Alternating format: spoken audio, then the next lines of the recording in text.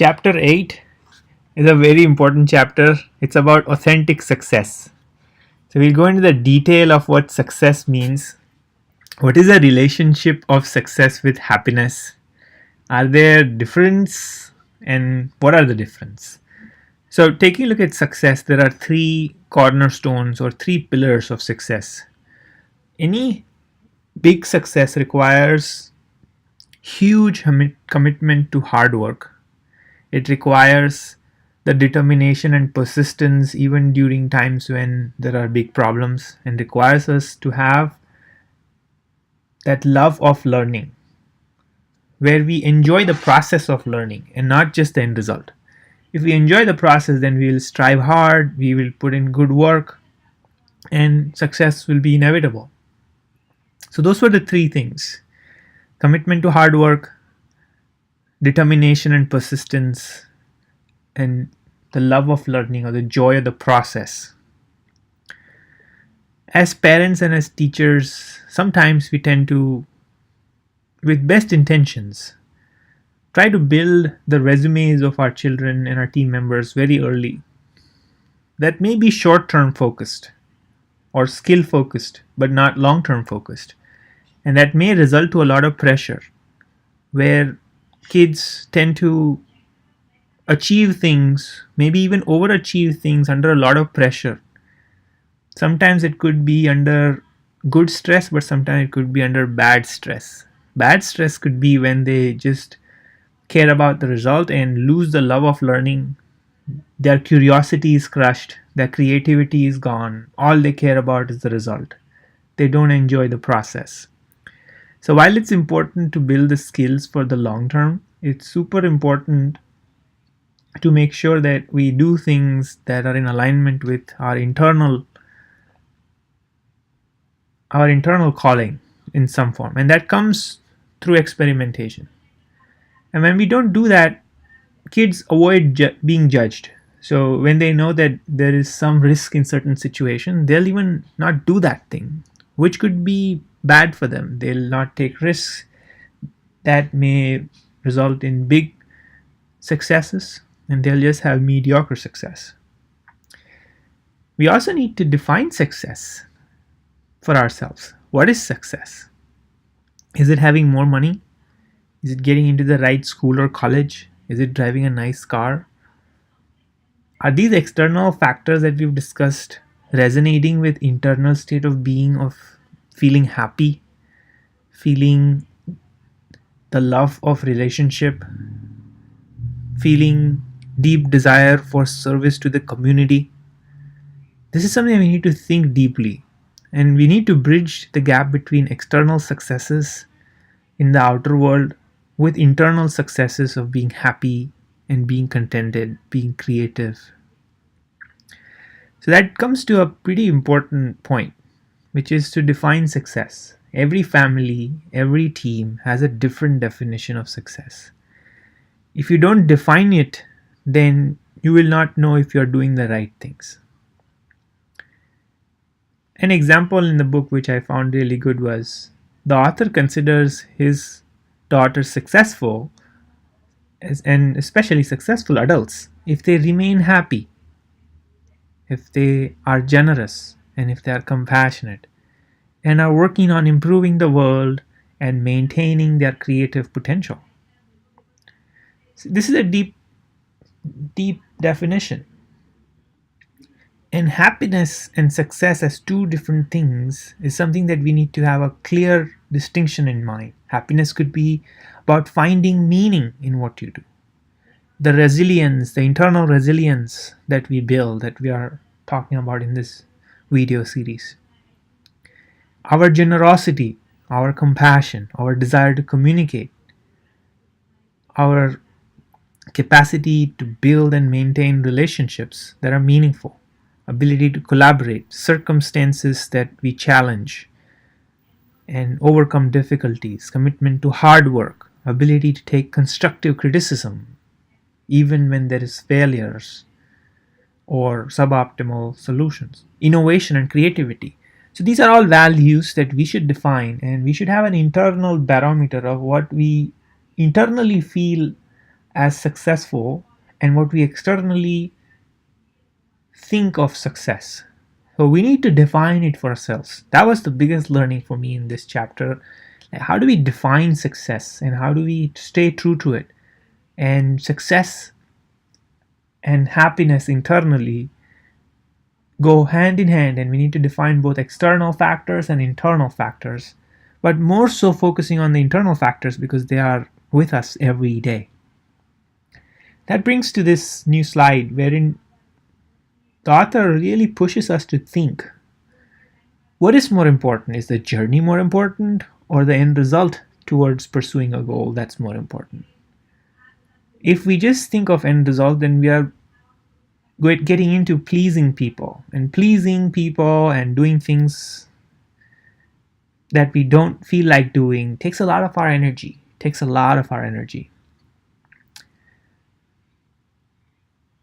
Whereas if we encourage the journey, the process of getting towards mastery and building mastery, towards identifying our passion, identifying where we feel the creative juices falling out of us, the flexibility of the work, what creates enthusiasm, love for the process, willingness to take healthy risks.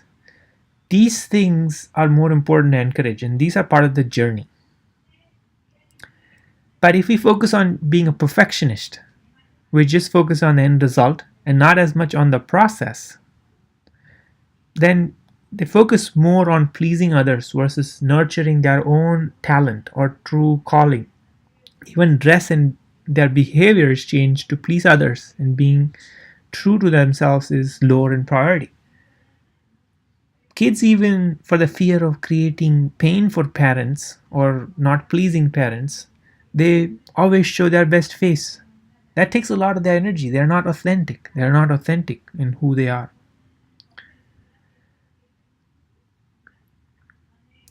Deriving energy from the process, which could be hard. Deriving energy from criticism and the process of improvement, continuous process of improvement, is, I think, what stays with us for the long term. And in this process, right, like we tend to avoid living in the present to constantly prepare for the future. So that balance is super important. The balance between external successes and achievements versus internal happiness. The balance between living in the present versus always preparing for the future.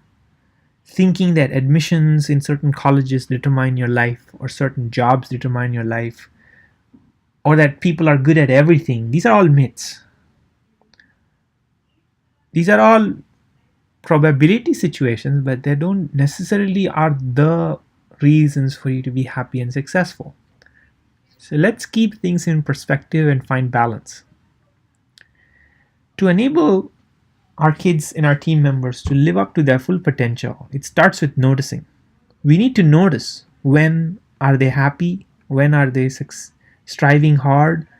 Are they having some sort of physical and emotional stress that they are displaying? And that's where we can course correct. If we find that they are overstretched in a certain area, we should dial down. We should adjust some of the internal factors and external factors that they are being stressed about. And when we give feedback, we need to give focused feedback that is not general, like do your best, but instead more it's focused on giving your best effort, stretching yourself, even working on it when you don't get it. That specific feedback, noticing and giving specific feedback, is super important to enable full potential of any child or any team member. And it's also on us as leaders and parents to not put pressure, saying anything other than a perfect A, anything other than a perfect timing is acceptable. That puts pressure. Sometimes some people don't even try because they just feel pressure. They don't feel like doing it. So as leaders, it's on us, and as parents, it's on us to notice, to give proper feedback, and to not cause unnecessary pressure. And thus, it starts a lot with us. If we really want to solve and enable authentic success, we need to ask ourselves constant questions as to how we behave, because children and team members are constantly watching their leaders and their parents on how they behave, what are they doing, and they will mimic you and they'll try to get your attention. These are 5 questions that you can ask. Are you super self-critical and not accept even your own flaws? That'll tell your child or your team member that you will not be accepted if they fail. They'll not be accepted if they fail or not hit the timeline or not get a perfect A. So being self-critical even on yourself is talking through action. That's what you expect out of them. Do you judge people easily instead of not judging people and giving them the benefit of doubt?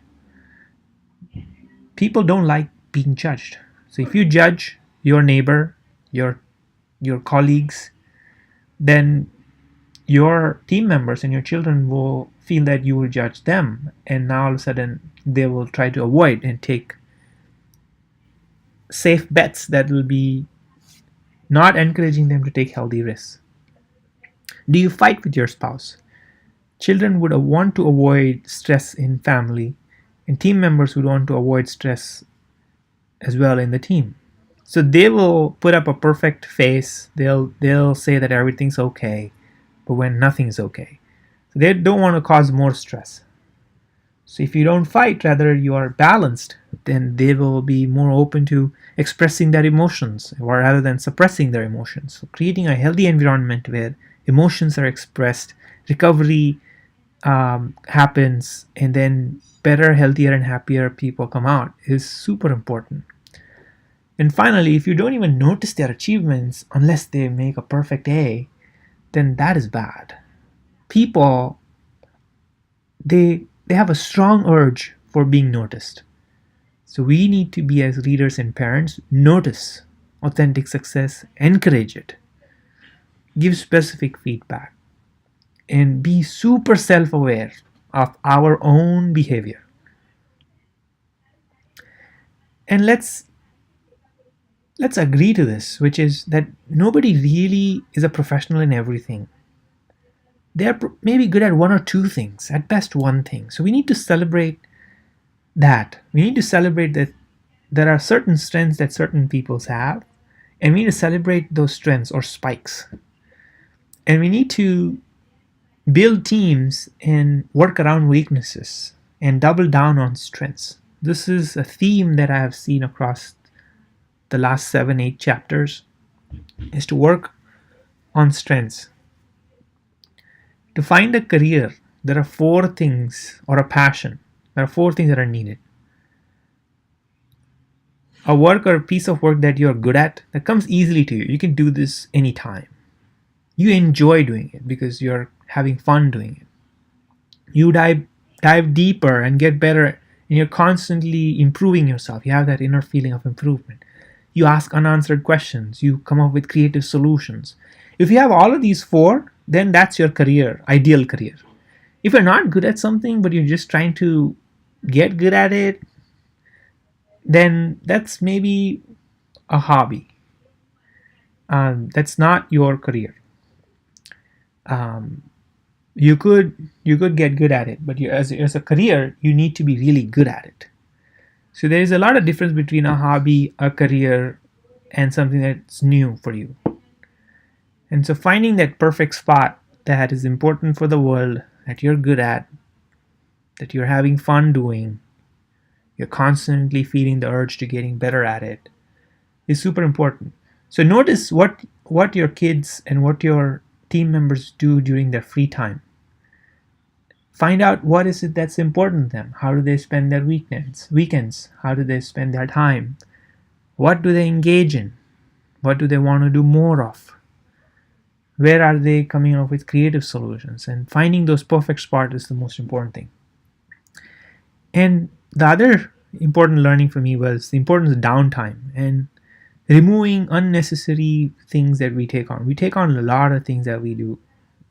Success will come with true focus on fewer things. So it's okay to relax. It's okay to focus get better focus after you have relaxed and reduced a bunch of things in your life. It creates a lot more avenues for productivity. Even your brains, there are a lot of connections that happen when you're in downtime. So relaxation, breaks, super important. And finally, the biggest catalyst for authentic success, I feel, is unconditional acceptance.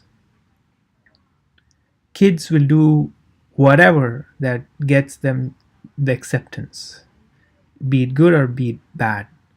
So adults who love or accept their kids unconditionally, no matter what, that is what creates the perfect environment for children to thrive and team members to thrive. But adults need to have unconditional acceptance, but at the same time hold a pretty high, reasonable bar of what their expectation is. Independent of the outcome, they need to hold a high bar. Not around grades and performance, but around values like integrity, generosity, empathy, contribution, creativity, etc. And we need to be constant cheerleaders for everything that good happens. We should notice every small thing. We need to build on past successes as examples on what they have already done better in the past. We need to be excited about the current, present, and the future. We need to praise precisely. So being unconditionally accepting, holding a high bar, cheerleading the way, and it all starts with accepting yourself and your team members and realizing that we as individuals are more than a package of our achievements. We are individual human beings. One more time, we are more than a package of our achievements. Very important chapter for me. High level summary for me was huge alignment needs to happen between internal happiness and external successes. And that starts with definition of what success is. We need to figure out some way in which the journey is super energizing. We need to enable full play of potential. We need to be super self-aware of who we are, what we do, and model successes. And accept that there are certain strengths. There are certain people with certain strengths. Not everyone's good at everything. And we need to have a high bar, unconditionally accept, and realize that we are more than a package of external achievements. Thanks. Great book. Highly recommended.